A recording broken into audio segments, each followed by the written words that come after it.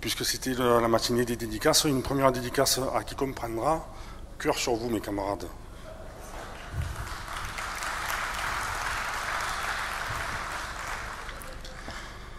Chers et chers camarades, depuis hier, nous travaillons au socle revendicatif commun à tous nos syndicats dans ce département. Mais ce socle commun n'a pas vocation à être un beau livret pour les bibliothèques. À l'instar des repères revendicatifs confédéraux, ce socle doit être une aide permanente pour nos syndicats dans leur action quotidienne. C'est pourquoi, comme le fait la CGT depuis sa création, il nous faut en même temps réfléchir à notre organisation, à l'outil qui permette de toucher la masse des salariés, de les organiser, de les faire œuvrer ensemble dans la recherche du progrès social. Comme nous y invitait le secrétaire général de la CGT dans les conclusions du 52e congrès, il nous faut tout d'abord tout mettre en œuvre pour toucher le plus de salariés possible. La question de la syndicalisation ne doit pas être la question ponctuelle de quelques-uns, mais bien celle de tous les syndiqués et de toutes leurs organisations, et cela en permanence. Car pour être de classe, il nous faut aussi être de masse. Et comme nous le répétait Henri Krasuki, il ne suffit pas d'avoir raison, il faut convaincre. Cela s'applique dès l'entreprise, même là où la CGT existe. Gardons toujours en tête que même là où 20% des salariés sont syndiqués à la CGT, cela constitue tout de même un socle solide pour aller chercher les 80% qui restent. La question des déserts syndicaux ne se pose hélas pas uniquement là où la CGT n'est pas implantée. Combien de nos sections et de nos syndicats connaissent des difficultés du fait de n'être principalement constitués que par le socle des délégués et quelques syndiqués. Pour échapper à la poussée du syndicalisme institutionnel, incité par les différentes réformes du Code du travail, notre forme de syndicalisme a besoin d'une masse de syndiqués, informés, formés et associés en permanence à l'action syndicale.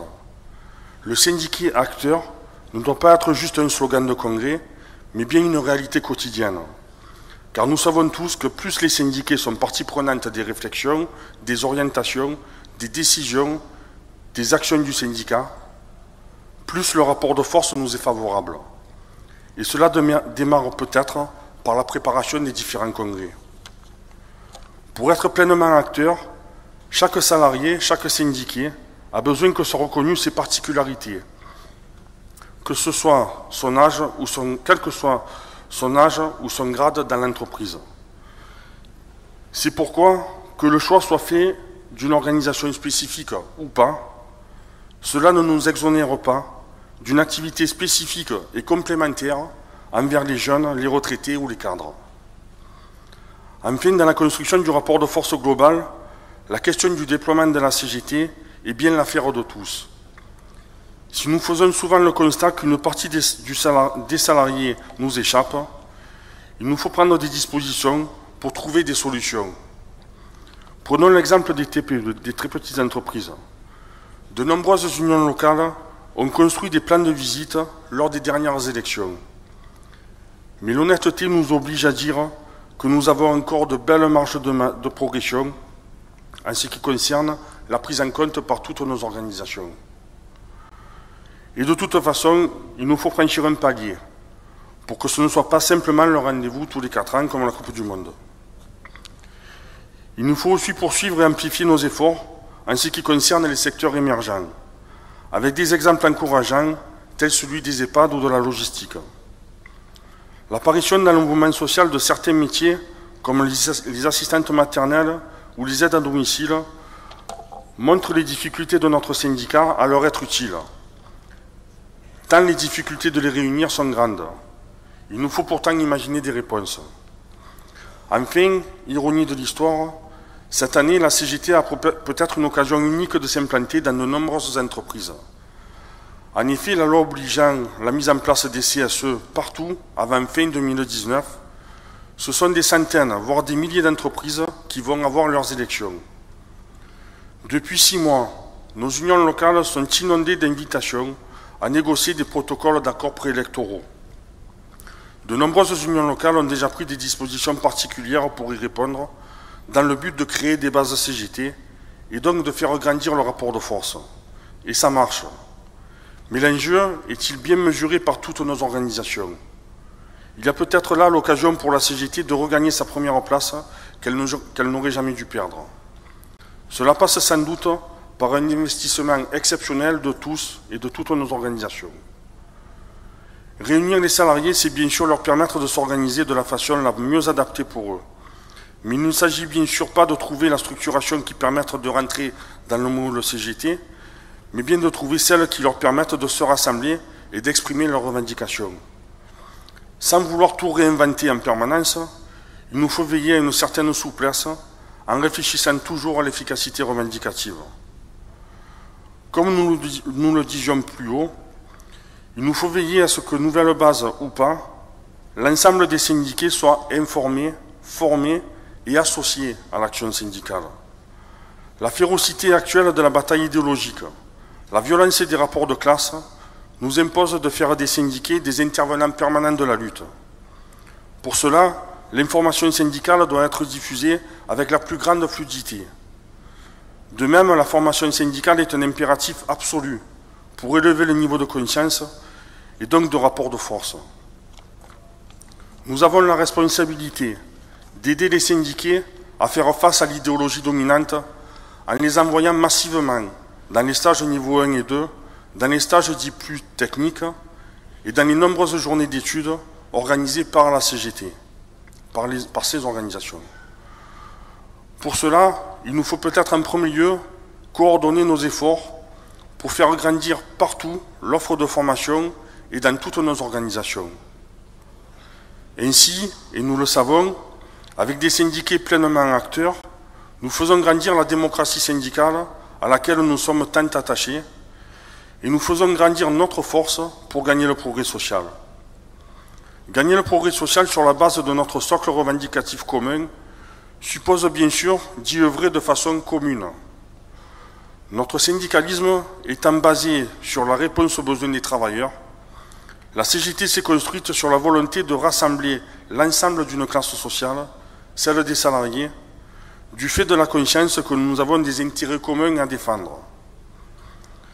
Mais en 1980, Michel Varcholac, ancien secrétaire à l'organe de la CGT, nous disait « Le syndicat ne peut vivre replié sur lui-même, développer une activité efficace à partir d'objectifs détachés des revendications générales.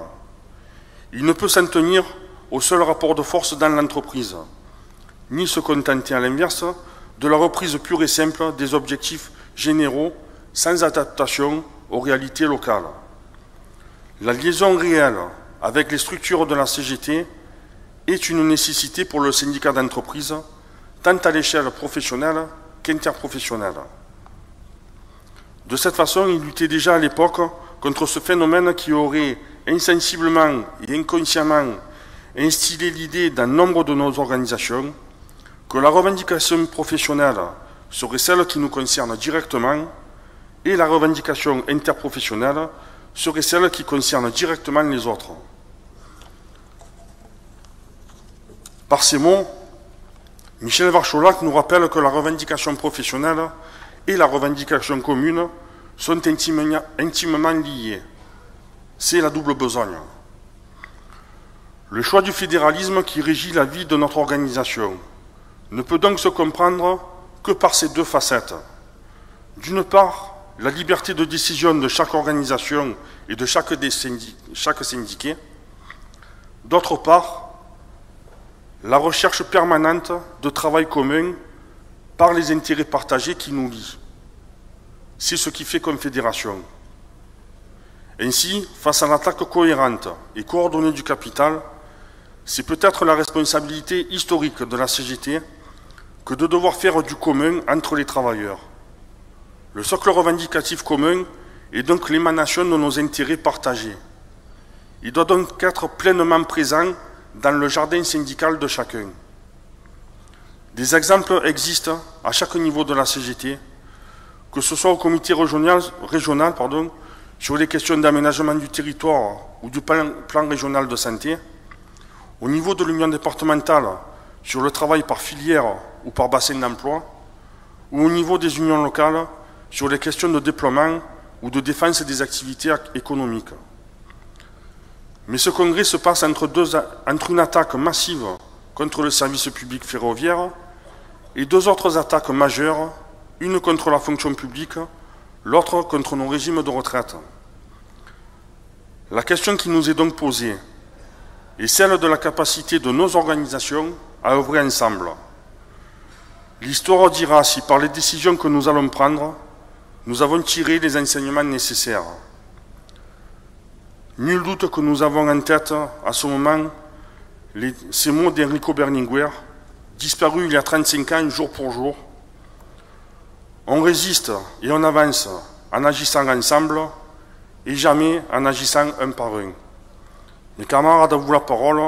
Gloire aux combattants, vive la CGT.